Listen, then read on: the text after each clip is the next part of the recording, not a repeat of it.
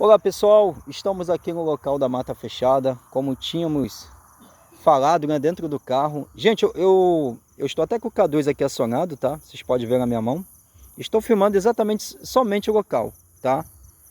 Ô, seu Fábio, tu tá com a lanterna, o senhor pode só apontar a lanterna pro mato, o senhor tá com a lanterna ligada? Então, gente, tá vendo esse mato aqui? A gente não pode filmar muito, que aqui é uma propriedade também, tá?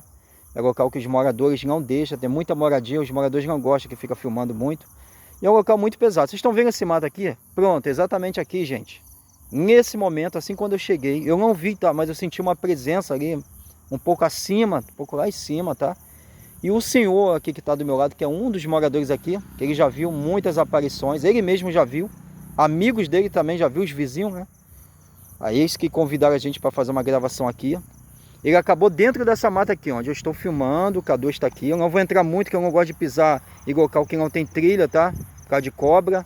Então nesse pedacinho aqui, aonde eu tinha sentido uma manifestação na frente, ele viu, ele vai falar aqui para vocês, como eu não posso filmar ele, que ele não quer, e a gente vai entender com certeza, o que aconteceu agora, seu Fábio, quando estávamos descendo aqui, passando aqui.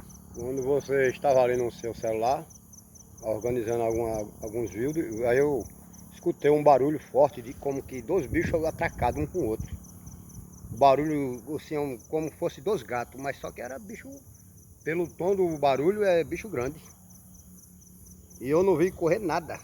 E clareei imediatamente com a lanterna, mas não cheguei a ver nada, não divulguei nada. Então, gente, é um local muito espiritual, tá? Aqui tem muitas manifestações. Como o nosso canal é um canal muito sério, estamos dando início com muita seriedade. Eu digo para vocês que é muito difícil, às vezes, ter uma aparição assim. Pode acontecer que sim, tá? Mas é difícil. Mas manifestações de vulto, barulho de mata, passos, a gente escuta toda hora. Até criatura gritando, nós já ouvimos dentro do mato. E aqui nesse local é um local que tem muitas manifestações. Faremos vídeos cortados aqui, tá? Porque precisamos de um editor, tá?